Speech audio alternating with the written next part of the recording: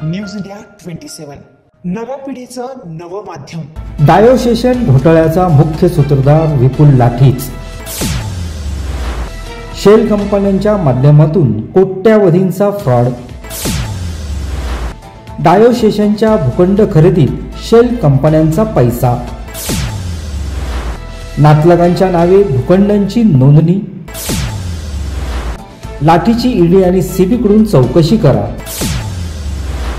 पत्रकार परिषदेत ख्रिश्चन बांधवांची मागणी। ख्रिश्चन समाजाच्या डायो सेशन ट्रस्टमध्ये झालेल्या गैरकारभाराचा मुख्य सूत्रधार कथित कंपनीचा सेक्रेटरी विपुल लाठी हाच असून त्याने शेअर मार्केटमध्ये अनेक शेल कंपन्या स्थापन करून कोट्यावधी रुपयांचा फ्रॉड केल्याचा आरोप ॲडव्होकेट अमोल शिंदे यांनी पत्रकार परिषदेत केला आहे। त्याच्यानंतरून त्याच्याच नात्यात आहे आशुतोष शरद कारवा आणि एक खोटी कंपनी चालू केली जस्ट ह्या ट्रान्झॅक्शनसाठी। त्या कंपनीला हिस्ट्री जॉग्राफी काहीच नाही आहे।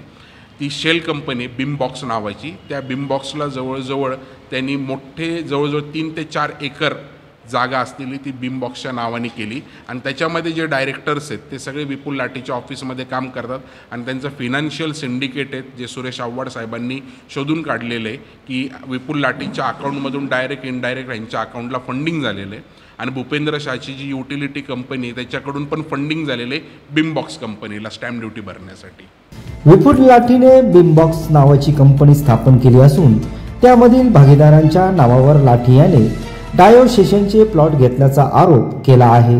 वास्तविक डायो सेशनची मिळकत विकत किंवा भाड्याने घेण्याचा अधिकार कुठल्याही इतर समाजाच्या व्यक्तींना नाही। असे असताना लाठी याने षडयंत्र रचून तसेच अजय श्रीवास्तवला हाताशी धरून डायो सेशनच्या अनेक मिळकती स्वतःच्या नातलगांच्या नावे करून घेतल्या आहेत। 2015 साली अजय श्रीवास्तव आणि विपुल लाठी यांनी ती कंपनी हायजॅक केली। त्या कंपनीचे डायरेक्टर्स बदलले, ऑनलाईन फ्रॉड केला, कंपनीला भागधारक दाखवला अजय श्रीवास्तवनी त्याच्या घरच्यांना आणि 2023 त्यांनी जवळजवळ शरणपुरातल्या 60% जागा 0 रेटला विपुल लाठीच्या चॉईसेस पीपलला नातेवाईकांना विकून टाकल्या। दरम्यान डायो सेशनचा वाद चिघळला असून यातील अनेक गैरप्रकार उघडकीस येण्याची शक्यता आहे। विपुल लाठीच्या शेल कंपन्या तसेच परदेश वाऱ्या आणि आलिशान राहणीमान याचे रहस्य डायो सेशनच्या भूखंडामध्ये अडकले असून ईडी आणि सीबी मार्फत त्याच्या गैरकारभाराची चौकशी करण्याची मागणी ॲडव्होकेट अमोल शिंदे यांनी केली आहे। Bureau report news India 27 Marathi, Nashik.